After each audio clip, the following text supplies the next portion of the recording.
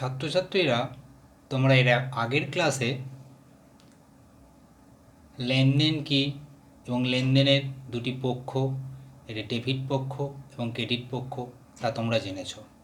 এবং ওই লেনদেন থেকে গোল্ডেন রুল এবং মডার্ন রুল অনুযায়ী কিভাবে ডেবিট ক্রেডিট নির্ণয় করতে হয় তাও জেনেছ। আজকে তোমরা হিসাব করতে শেখার প্রাথমিক পর্যায় সম্পর্কে একটু জানবে। অর্থাৎ হিসাব চক্রের 4টি পর্যায়: জার্নাল, লেজার, ট্রায়াল ব্যালেন্স এবং ব্যালেন্সের প্রস্তুতকরণ। তো প্রথমেই হিসাব রক্ষণের কাজ শুরু হয় জার্নালের মাধ্যমে। অর্থাৎ যে সমস্ত লেনদেনগুলি ঘটছে সেখান থেকে ডেবিট ক্রেডিট বিশ্লেষণ করে জার্নাল বইয়ে লিপিবদ্ধ করাটাকে বলা হয় জার্নাল করা। এবং তারপর সেখান থেকে লেজার, ট্রায়াল ব্যালেন্স এবং ব্যালেন্সের প্রস্তুত করা হয়। অর্থাৎ এটা আমরা বুঝতেই পারছি যে জার্নাল করতে গেলে যে লেনদেনগুলি ঘটবে সেই লেনদেনটিকে বিশ্লেষণ করে করতে হয়। অর্থাৎ লেনদেন না হলে জার্নাল করা যায় না। তো লেনদেনগুলি যেগুলো হয়, অর্থাৎ যে সমস্ত প্রতিষ্ঠানের আমরা হিসাব নিকাশ করতে যাব তার মধ্যে যে লেনদেন হবে সেক্ষেত্রে কি হয় না, যখন কারবার খুব ছোট ছিল তাতে কারবারের মালিক বা মালিকরা নিজেরাই সেই সমস্ত লেনদেনের সঙ্গে যুক্ত থাকতো। তাই সেই সমস্ত লেনদেনের প্রমাণের জন্য কোনো কাগজপত্রের প্রয়োজন হতো না। কিন্তু সেই কারবার যখন বড় হলো, অর্থাৎ বিভিন্ন কর্মচারীর ওপর মালিককে নির্ভরশীল হতে হলো। অর্থাৎ প্রত্যেকটি লেনদেন যে ঘটছে সেক্ষেত্রে মালিক বা মালিকগণ সেখানে সশরীরে উপস্থিত থাকছে না, তাই তাদের উপর নির্ভর করতে হয়। এবং এই নির্ভর করতে গেলে কিছু কাগজি প্রমাণপত্রের প্রয়োজন হয়। এই কাগজি প্রমাণপত্রগুলোকে আমরা কি বলি? নথিপত্র বা প্রমাণপত্র, যেগুলোকে আমরা ইংরেজিতে ডকুমেন্টস ও ভাউচার বলে থাকি। অর্থাৎ এই ডকুমেন্টস এবং ভাউচারের ওপর ভিত্তি করে একজন হিসাবরক্ষক ডেবিট ক্রেডিট বিশ্লেষণ করে জার্নাল বইয়ে প্রথমে তা লিপিবদ্ধ করে। তাহলে আমরা প্রথমেই জানব এই ডকুমেন্টস বা ভাউচার কী। তো কোনো কারবারি প্রতিষ্ঠানে যে সমস্ত লেনদেন হয় তার সমর্থনে বিভিন্ন কাগজপত্র প্রমাণ হিসাবে রাখা হয়। এই প্রামাণ্য কাগজপত্রগুলোকে আমরা বলি কি? ডকুমেন্টস। এই ডকুমেন্টস সাধারণত বাইরে যে প্রতিষ্ঠানের সঙ্গে লেনদেন হয় সেখান থেকে পাওয়া যায়, আবার কোনো ডকুমেন্টস কারবারি প্রতিষ্ঠান নিজেই প্রস্তুত করে থাকে। এই ডকুমেন্টসগুলোকে কখনো আমরা ভাউচার হিসাবে গ্রহণ করি, আবার ক্ষেত্রবিশেষে ভাউচার ওই ডকুমেন্টসের উপর ভিত্তি করে তৈরি করে নেওয়া হয়। তো এই ডকুমেন্টসকে আমরা আবার 4টি ভাগে ভাগ করতে পারি। অর্থাৎ আভ্যন্তরীণ ডকুমেন্টস বা নথিপত্র, বাহ্যিক নথিপত্র, প্রাথমিক নথিপত্র এবং সহায়ক নথিপত্র। আভ্যন্তরীণ নথিপত্র কি? কোনো কারবারি প্রতিষ্ঠানের অভ্যন্তরে যে সমস্ত ডকুমেন্টসগুলো প্রস্তুত হয় সেগুলোকে আমরা আভ্যন্তরীণ নথিপত্র বলে থাকি। কীরকম? অর্থ প্রদানের রসিদ বা বিক্রয় চালান, এগুলোকে আমরা আভ্যন্তরীণ নথিপত্র বলি। বাহ্যিক নথিপত্র, যে নথিপত্রগুলো বাইরের কোনো প্রতিষ্ঠানের কাছ থেকে পাওয়া যায় সেগুলোকে আমরা বাহ্যিক নথিপত্র বলে থাকি। ক্রয় চালান, ব্যাংক বিবরণী এবং অর্থ প্রদানের রসিদ, এগুলোকে বাহ্যিক নথিপত্র বলা হয়। প্রাথমিক নথিপত্র অর্থাৎ যে নথিপত্রটা থেকে আমরা অন্য কপি প্রস্তুত করে সেই প্রাথমিক বা মূল যে নথি তার পরিবর্তে ব্যবহার করতে পারি। অর্থাৎ প্রথমত যে কপিটা আমরা পেয়ে থাকি বাইরের প্রতিষ্ঠানের কাছ থেকে সেটাকে আমরা কি বলবো? প্রাথমিক নথি। এই প্রাথমিক নথি নষ্ট হয়ে গেলে তার পরিবর্তে আমরা যে নথি ব্যবহার করি সেগুলোকে আমরা সহায়ক নথিপত্র বলি। অর্থাৎ ক্রয় চালান এবং অর্থ প্রদানের রসিদ, এগুলো আমরা বাইরের প্রতিষ্ঠানের কাছ থেকে পেয়ে থাকি এবং ওইগুলোই হলো কি প্রাথমিক নথিপত্র। এবং বিক্রয় চালানের যে প্রতিলিপি সেগুলো কী হয় না, বিক্রয় চালান যেহেতু আমি প্রস্তুত করে থাকি, সেটি নষ্ট হয়ে গেলে তার পরিবর্তে আমরা আবার তৈরি করে নিতে পারি। তাই এগুলোকে আমরা কি বলি, সহায়ক নথিপত্র। তাহলে আমরা কি বুঝলাম, যে নথিপত্রকে 4টে ভাগে ভাগ করা হলো। আভ্যন্তরীণ নথিপত্র, যেগুলো প্রতিষ্ঠানের ভেতরেই তৈরি হচ্ছে; বাহ্যিক নথিপত্র, যেগুলো প্রতিষ্ঠানের বাইরে থেকে পাওয়া যায়; প্রাথমিক নথিপত্র, অর্থাৎ যে নথিপত্রটা প্রথমেই আমরা পাই; আর সহায়ক নথিপত্র, অর্থাৎ প্রাথমিক নথিপত্রের পরিবর্তে আমরা যে নথিগুলো ব্যবহার করে থাকি। তো বিভিন্ন রকমের নথি আছে, ডকুমেন্টস আছে, তার মধ্যে আমরা বেশ কয়েকটি নথি নিয়ে আলোচনা করব। প্রথমে আসি, ইনভয়েস বা চালান কি। ইনভয়েস বা চালান সাধারণত যখন ধারে কোনো পণ্যের ক্রয় বিক্রয় হয়, সেক্ষেত্রে পণ্য বিক্রয়কারী যখন তার বিক্রিকৃত মাল ক্রেতার কাছে পাঠায়, তখন সে বিক্রিকৃত মালের সঙ্গে এই নথিটি পাঠিয়ে থাকে। এই নথির মধ্যে পণ্যের যাবতীয় তথ্য দেওয়া থাকে। অর্থাৎ আমরা কি বুঝলাম, যে ধারে বিক্রয়ের সময়ই এটি প্রস্তুত করা হয় এবং এটি বিক্রয়কারী প্রতিষ্ঠান ক্রয়কারী প্রতিষ্ঠানকে পাঠায়। এটি বিক্রয়কারী প্রতিষ্ঠানের কাছে কি হয়, এটা সেলস চালান বা সেলস ইনভয়েস, এবং ক্রয়কারী প্রতিষ্ঠানের কাছে এটি পারচেস ইনভয়েস বা পারচেস চালান নামে পরিচিত।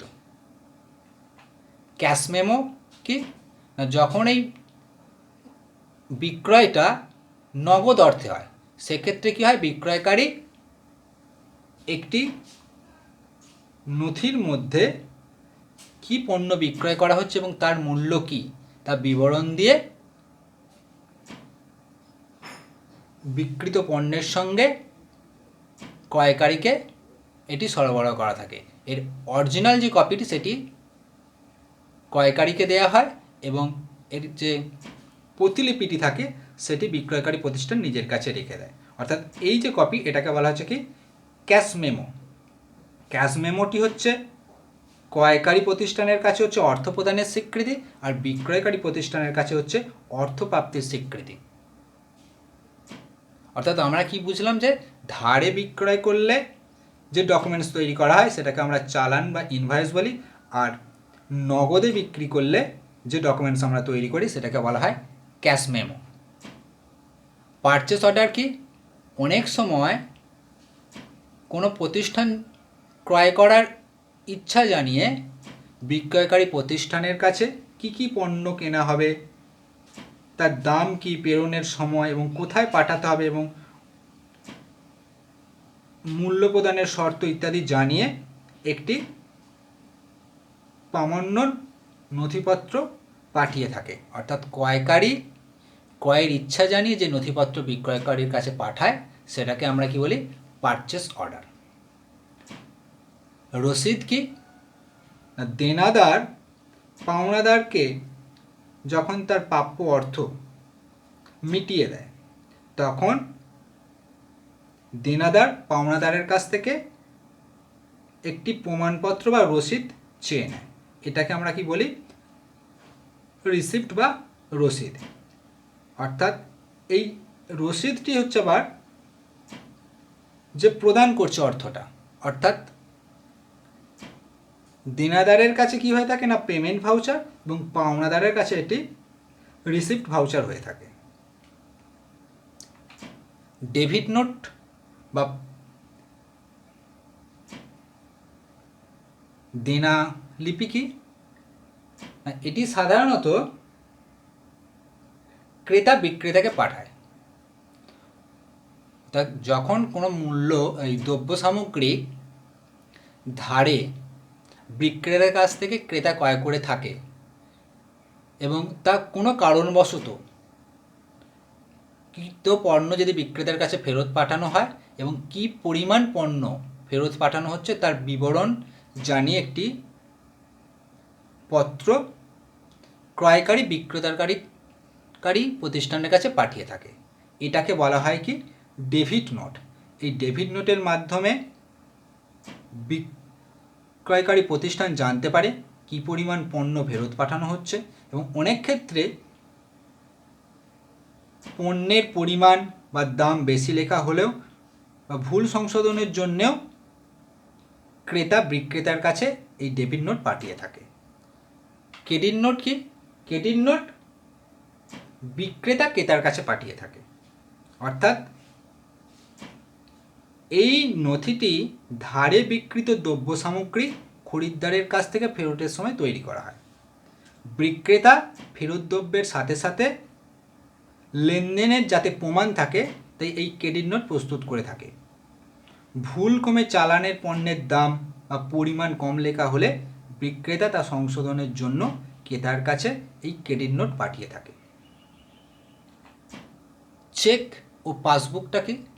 না, নগদে অর্থের পরিবর্তে ব্যাংক লেনদেন করার জন্য এক ধরনের কাগজি ডকুমেন্টস তার অ্যাকাউন্ট হোল্ডারকে দিয়ে থাকে, যার মাধ্যমে প্রতিষ্ঠান বা ব্যক্তি লেনদেন করতে পারে। অর্থাৎ ওই কাগজি ডকুমেন্টসটাকে চেক বলা হয়। ওই চেক বইয়ের সামনে যে পৃষ্ঠা থাকে তাতে কোন চেক কোন প্রতিষ্ঠানকে দেয়া হচ্ছে বা কোন প্রতিষ্ঠানের কাছে কী চেক পাওয়া যাচ্ছে তা একটি রেজিস্টারে লিপিবদ্ধ করে রাখতে হয়। অর্থাৎ এ থেকে আমরা বুঝতে পারলাম যে চেক হলো একটি ডকুমেন্টস, আর পাসবই কি? ব্যাংকের সঙ্গে যে সমস্ত ব্যাংকের মাধ্যমে অন্য প্রতিষ্ঠানে যা কিছু লেনদেন সংঘটিত হয় তা জানার জন্য ব্যাংক একটি পাসবই সরবরাহ করে থাকে। এই পাসবই থেকে আমরা জানতে পারি কি কি লেনদেন ব্যাংকের মাধ্যমে হচ্ছে। তাই চেক এবং পাসবইকে আমরা ডকুমেন্টস হিসাবে মেনে নিই। ব্যাংক পে স্লিপ কি?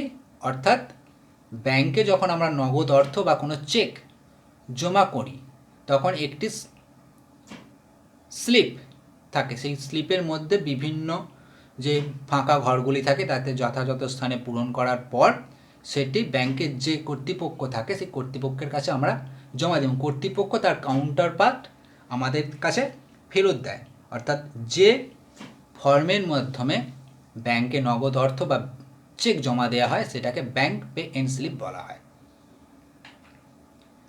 বিল অফ এক্সচেঞ্জ কি? বা বাণিজ্যিক হুন্ডি। বাণিজ্যিক হুন্ডি সাধারণত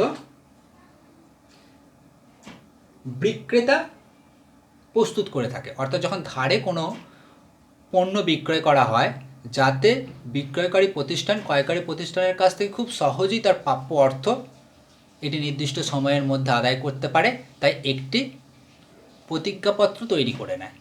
অর্থাৎ বিক্রয়কারী ক্রয়কারী প্রতিষ্ঠানকে দিয়ে যে প্রতিশ্রুতিপত্র তৈরি করে নেয় তাকে বিল অফ এক্সচেঞ্জ বলে। প্রমিসারি নোট কি?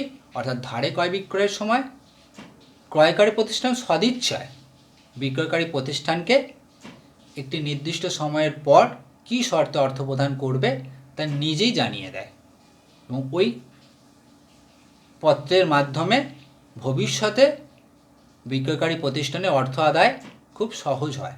অর্থাৎ বিক্রয়কারী প্রতিষ্ঠান স্বইচ্ছায় ক্রয়কারী প্রতিষ্ঠানকে যে পত্র বা নোট প্রদান করে তাকে প্রমিসারি নোট বলে। ট্রান্সপোর্ট রিসিপ্ট বা পরিবহন রসিদকে?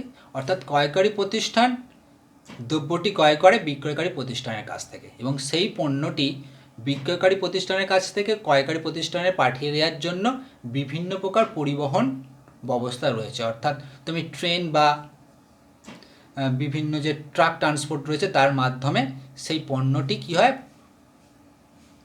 বিক্রয়কারী প্রতিষ্ঠানের কাছ থেকে ক্রয়কারী প্রতিষ্ঠানের কাছে পৌঁছে দেয় এবং তার জন্য ওই পরিবহন সংস্থা কিছু অর্থ নেয় এবং একটি নির্দিষ্ট ফর্মের মাধ্যমে ক্রয়কারী প্রতিষ্ঠানকে দিয়ে স্বাক্ষর করিয়ে নেয় যে যাতে প্রমাণ হয় যে সে দ্রব্যটি পেয়েছে। অর্থাৎ ওই পরিবহন সংস্থা যে চার্জ বা অর্থমূল্যটা নেয় সেটাকে আমরা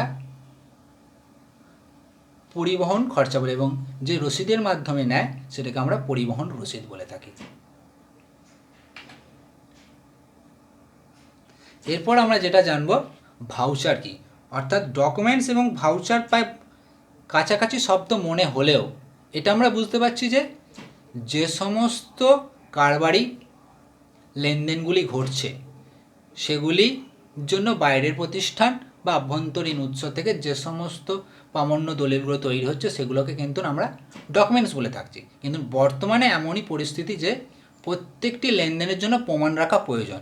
তাই প্রতিষ্ঠানকে নিজেকেই কি করতে হয়, প্রত্যেকটি লেনদেনের জন্য একটি প্রমাণ তৈরি করে নিতে হয়, অর্থাৎ যার ভিত্তিতে আমরা সেটি জার্নালে লিপিবদ্ধ করতে পারবো। অর্থাৎ এই ভাউচার না থাকলে কিন্তু আমরা জার্নালে লিপিবদ্ধ করতে পারবো না। তো ভাউচার একটি ডকুমেন্টসের মতনই কাগজি প্রামাণ্য নথি। এর কিন্তু কতগুলো বৈশিষ্ট্য আছে, অর্থাৎ ভাউচারের ওপরে যে প্রতিষ্ঠান ভাউচারটি প্রস্তুত করছে তার নাম লেখা থাকবে।